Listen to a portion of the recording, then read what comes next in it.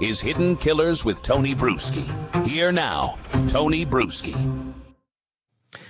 A 9-year-old vanishes. Her mother rents a car, drives halfway across the country, and comes home alone. No one's seen the girl since. No arrests, no clear answers, just a wig, a road trip, and silence.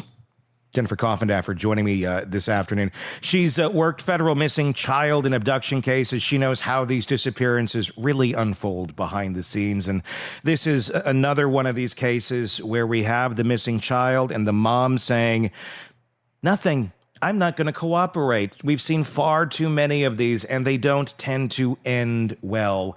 Let's start with what we know for sure. Melodee Buzzard, 9 years old, reported missing October 14th in Lompoc, California.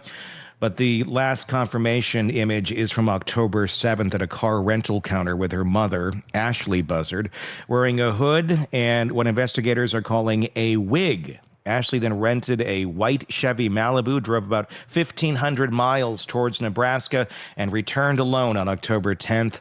And that is the last physical trace. The school finally noticed that they hadn't seen her in a few months.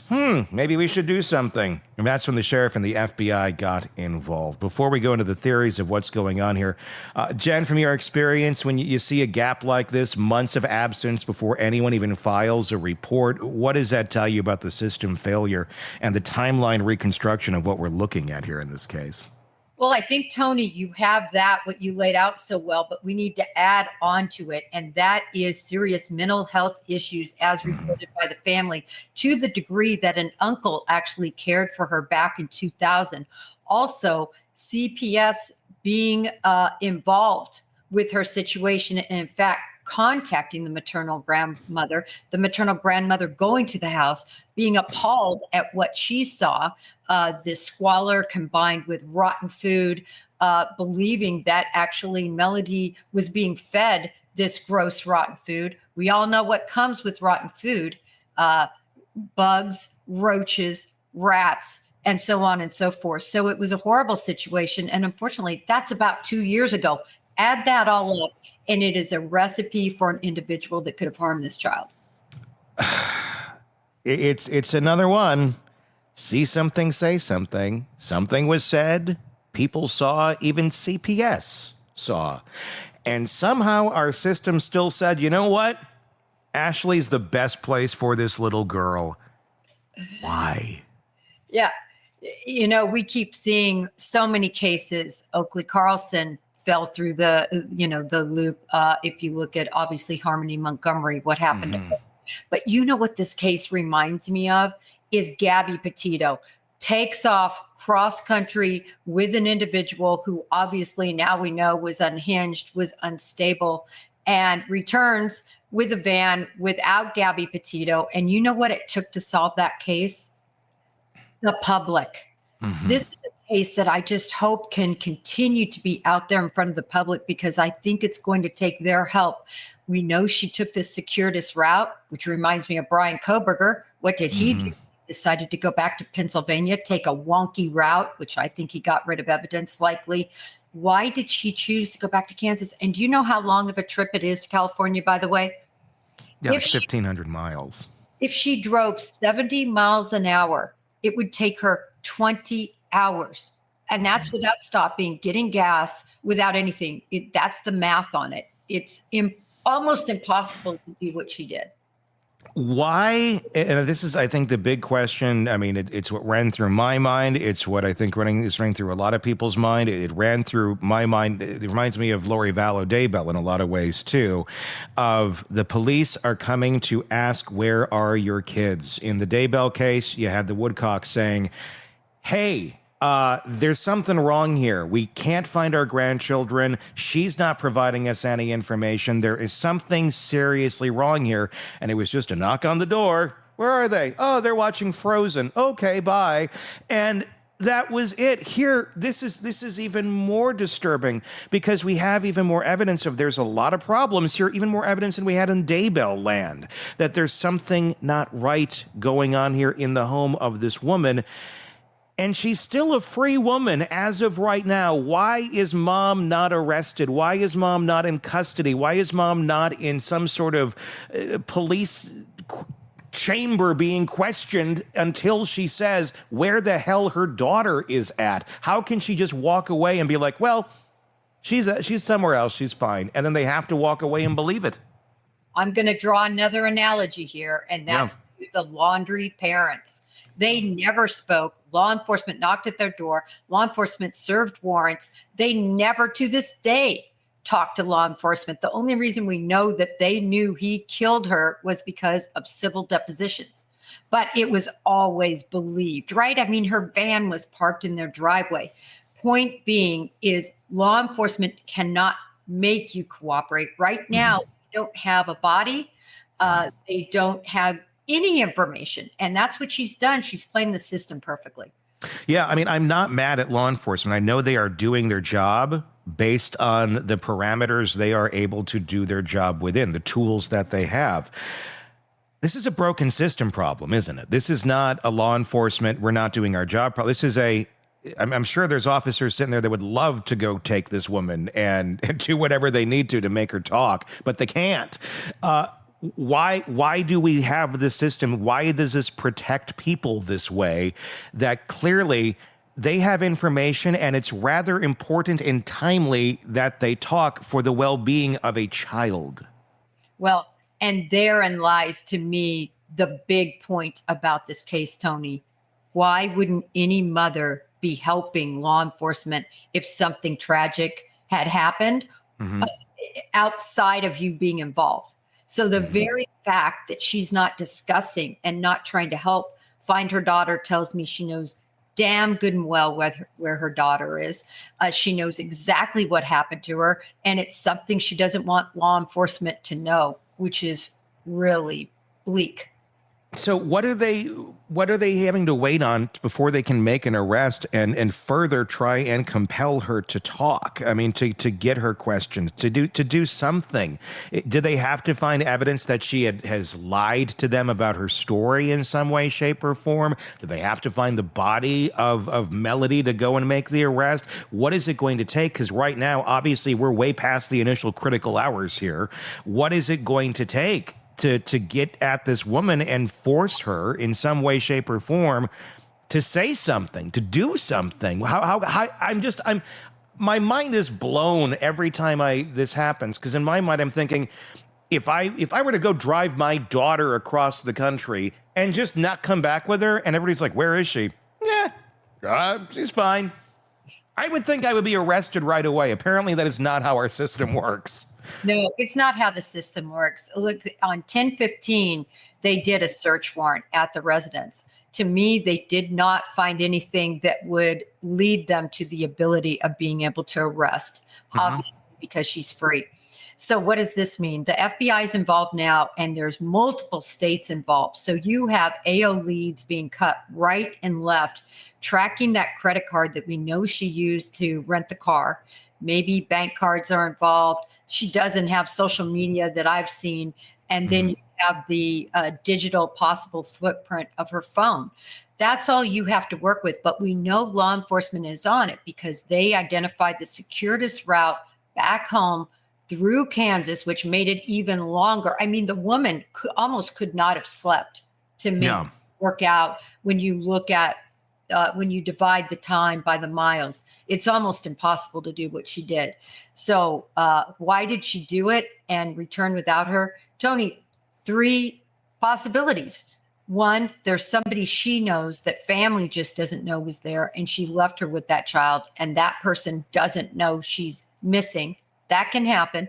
Number 2, she sold the child. This was by Melodee's half-sister, who's in her 30s, who was trying to get custody at some point and wasn't able to.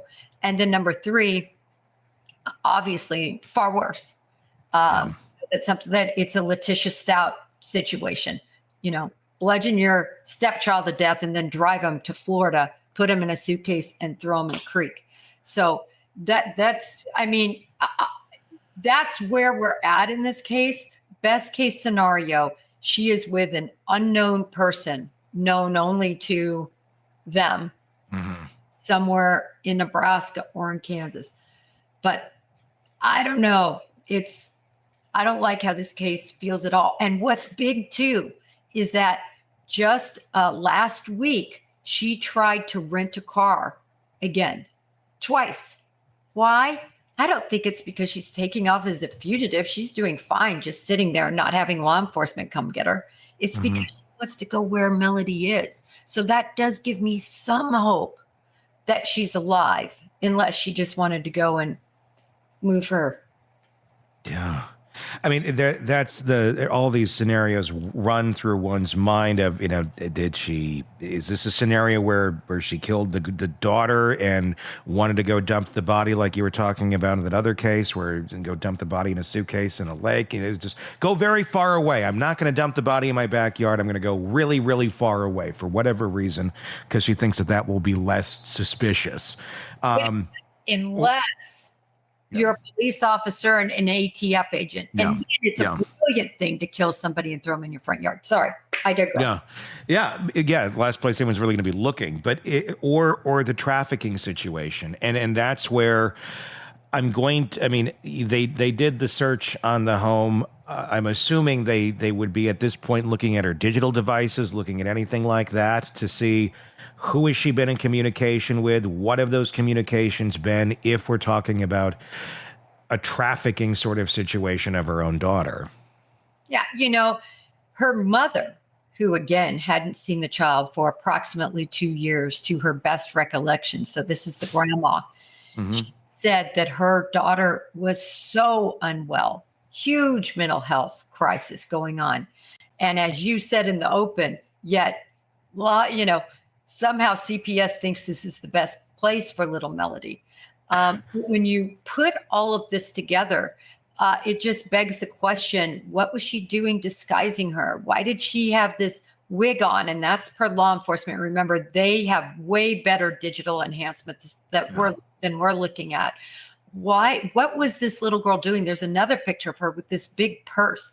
9-year-olds typically don't carry around purses. Is she going through some mental imagination that they're on some sort of, trip together? It's weird. It really is. And who knows? And when you try to piece this stuff together, we're piecing it through the prism of sensibility. If this person is so mentally unwell, there may not be a lot of reason or rhyme or reason for half of the choices being made. Going through Kansas might have just been, let's go through Kansas. There might not be a lot of real thinking behind some of these choices, but clearly there was some reason, some thought process to drive this girl all the way to where she did.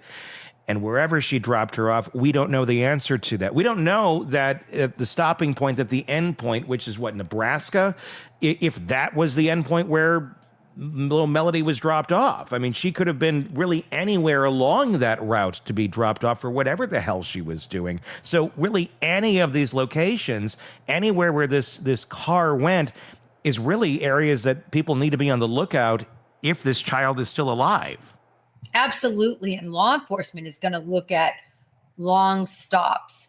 Where did she fall off, either with the information from the vehicle? This was a late model Malibu. So certainly there'll be some GPS capability, and her phone. Where does that track to? We know it's tracking because law enforcement knows she went through Kansas. So they're going to look at these long stops in isolated area, hoping that somehow, total needle in the haystack, they can find Melodee.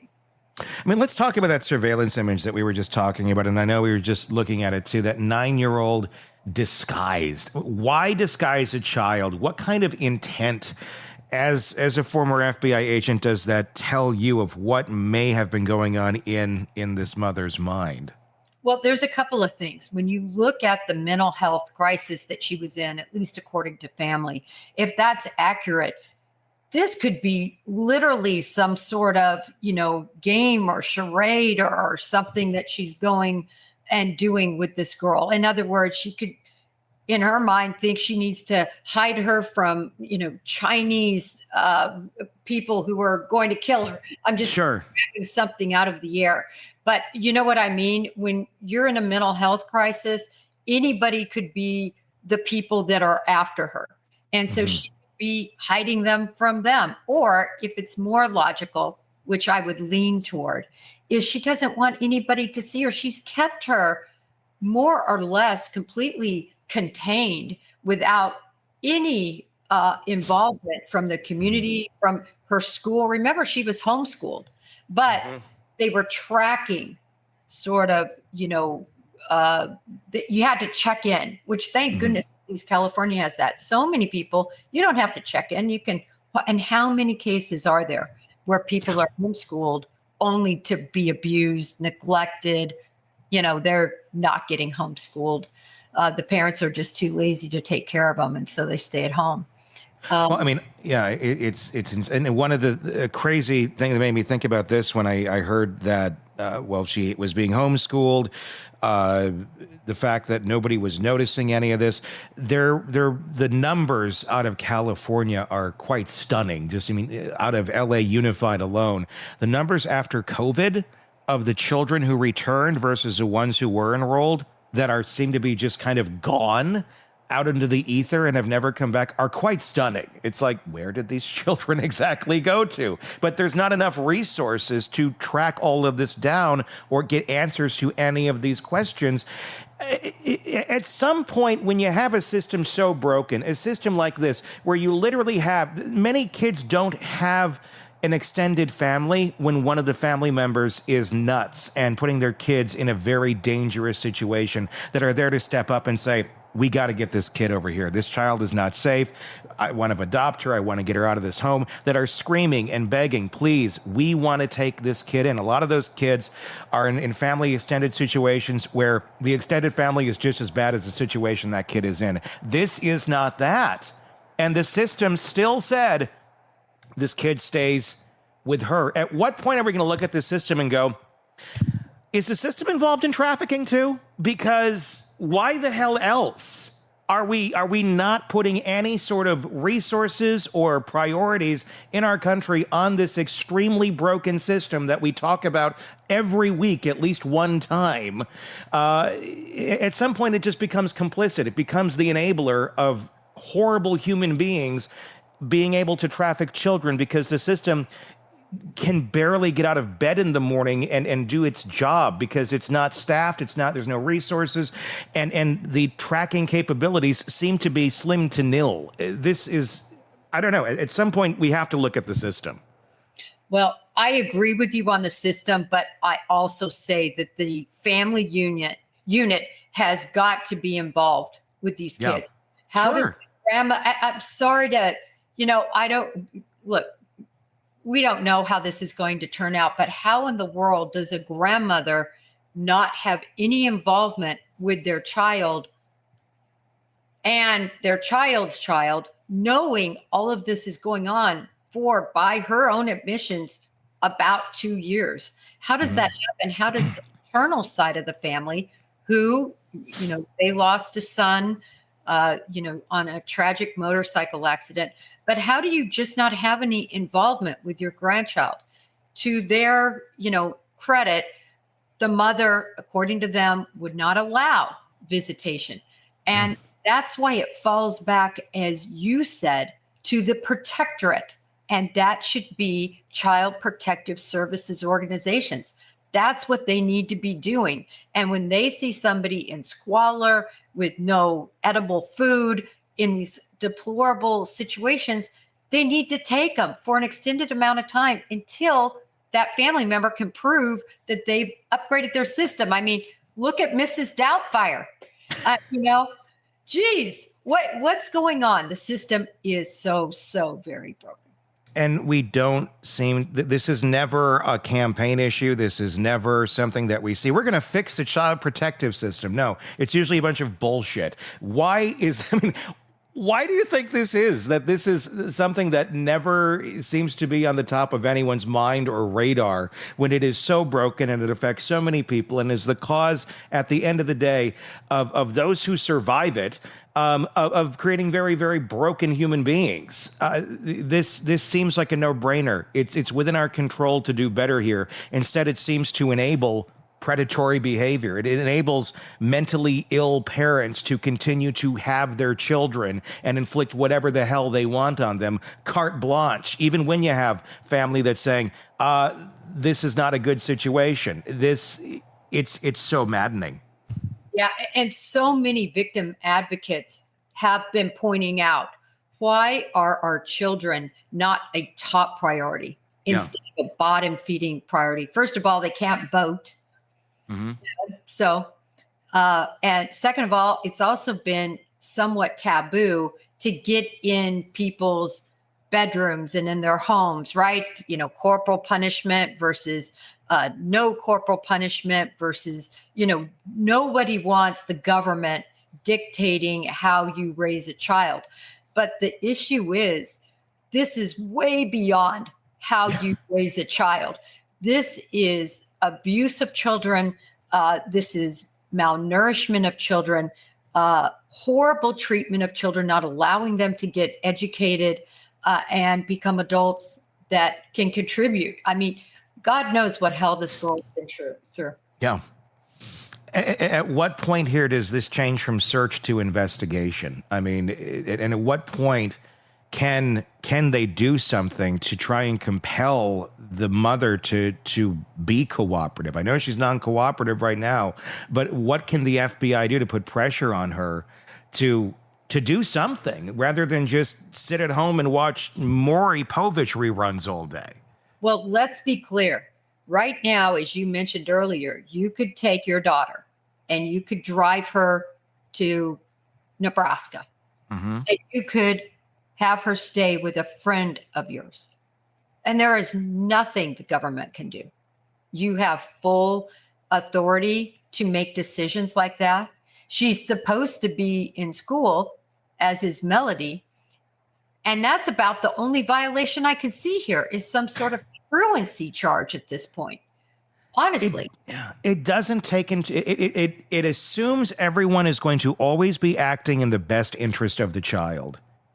And if they have to get involved, clearly someone's not acting in the best interest of the child. But we don't seem to have any levers to pull when we get into that situation. It's just like, well, we know that this is really bad and weird, but we don't know that she's dead. We don't know where she is, but we still can't do anything about it. It just seems like self-imposed paralysis.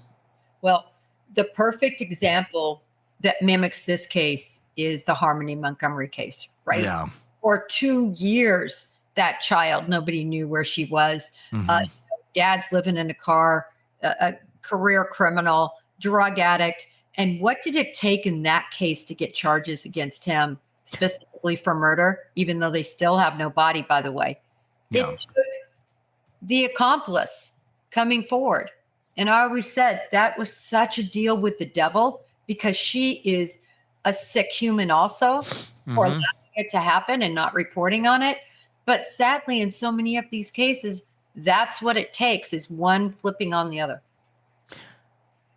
Essentially, as long as you make your child completely disappear and there's no signs of them whatsoever, you can just say indefinitely, basically, where her system works, they're fine, they're somewhere else. Where are they? I don't have to tell you. Oh, there's case after case. You don't have to do it. Like, that's all you have to do. That's pretty fucked up, and these people seem to know it. Yeah, they do seem to know it, and they know not to talk. And, you know, as I said at the beginning, this is a Gabby Petito case, meaning the public has got to be educated about this case. We need to blow this up on all platforms so that somebody, like what happened in Gabby Petito, looks at the van and says, oh, wait a minute, I saw that van parked there, and goes through their film and finds where it is. Other than that, Gabby Petito would have never been found. I assure you, in the vastness of the Grand Tetons, probably not. And that's what you have here. A similar case. You've got 3,000 plus miles, right? She goes there and she comes back. That, you know, it's a complete needle in the haystack right now, especially if she knew what to do, which is turn off her phone and not be tracked well. It is mind blowing that there is this kind of a loophole that no one seems to want to close. The question that comes to my mind is, why does no one want to close it? In a bigger picture, not just this case, all of these cases, why does no one want this loophole closed? Well, it's the lack of consideration, I think, for children. And it's heartbreaking. I tell you, as an FBI agent, the cases I absolutely hated to work were cases involving children. I worked them, but it broke my heart. It's something I brought home with me. It's something that affects you for the rest of your life because you can't unsee it. You can't unsee the abuse they suffer. You can't unsee the squalor homes. And yet, time after time, nothing's done. No, I mean, and that's, you have some where they die at the hands of their parents, like the Daybells and things of that nature. And some you have it where these kids just get trafficked out. And that's the other really sick, horrible part of this. And that's where I'm wondering, maybe that's the answer to the question. That's why the loopholes don't get closed, because there's people in power. We've all seen it. It's not crazy. The Epstein tapes are real, and all these people are real that get into this sort of stuff, and they need to feed off of something, and they're only going to get their feed if you have these situations where you have parents or you have monsters that have their hands on these children and are able to traffic them to the people who want to feed on them. And if your system allows it to happen, and they're people high up in the system don't want any of that changed, nothing's going to be changed. Again, I feel the system at a higher level doesn't want any of this changed, because if it did, it wouldn't make it as easy as it is to traffic a child wherever the hell one would want to take them. And clearly, this is a huge loophole that has been exercised many a times and maybe is being exercised again in this case. We just don't know yet. Well, where change starts is right here. And that is magnifying this situation and getting people angry and getting people to hopefully make changes. And it's got to start with CPS. They need to be paid more. There needs to be more of them. They need to be better trained and educated. And they need to err on the side of the child, not on the side of keeping the child with their biological, especially if their biological is either cuckoo or their biological is dangerous. They need to get out of there, period. And CPS systems vary from jurisdiction to jurisdiction. And so everyone has different rules, different protocols, different this, different that. So it's one of those things where I'd love to say there needs to be an investigation into CPS, but you're talking individual investigations into all these different tentacles of it in every different area. But I feel like that needs to be done. Number one, not only just to figure out how to make this thing function, because it's not functioning, but number two, see what the hell is going on. Why is it functioning so poorly? Yes, we all know it's poorly funded. It's not well staffed. There are lovely people in CPS that are trying to do the best that they can, and they usually get burned out in a couple of years because their hearts are broken and they can't stand the insane system that it is. But again, we do nothing about any of this. It's just, let this fester out here and rot in the sun and hope that it gets better someday. I feel like there's rotting with a purpose going on in many places because people are using it as a breeding ground to get what they want, and that's children. It's monsters getting children, and the system does not protect the people they're supposed to protect. It almost enables predators in some cases. Let me go one step further, Tony. Why isn't our CPS situation federally managed and maintained? We're saving all this money because of Doge and everything else. Why don't we put this toward our CPS and make it a federal program? That way it's all even. No matter what state you go to, there's more money for salaries and things like that. And I think it would be the perfect avenue for federal authorities to get involved in. I don't see anything changing unless that happens. Yeah. No, I mean, we want to just imagine if there was a massive initiative of a group that was to go in and figure out what the hell's going on here and to go after child predators and to go after all of these problems that we know exist in our country and trying to find out where these kids are, figure out what's broken, and we used our resources to do so. Wouldn't that be amazing? We clearly have the resources to do so. We see all sorts of, crazy projects that are going on right now where we're going after innocent human beings with people who couldn't cut it as a mall cop, and now we give them guns to go do whatever the fuck they want to do. Imagine if we use that energy and those resources for this, for protecting our own children. What a lovely concept, America. Wouldn't that be amazing? We need to do it. And it's been going on forever. Milk Yes. carton kids. Remember when we were young and every time I would open that milk at school, who's on the milk carton today? Because it was always a different kid. I mean, it's going on forever. And I don't know that any inroads have been made that I know of. It feels like it's very systematic and it's working. The system is working the way it's designed. And more people need to be outraged because it's insane. Anybody who knows anything about anything in this case, if you recognize the girl, if you think you see the girl, if you think you've seen the mom, if you think you saw her at a gas station, whatever, anything you may possibly recognize of this mother monster and this poor little girl, 1-800-CALL-FBI, 1-800-CALL-FBI. And I don't want to know how this is going to end. I think we know how it probably will, but doesn't mean don't pick up that phone and call if you know anything about this case. Melodee Buzzard is her name.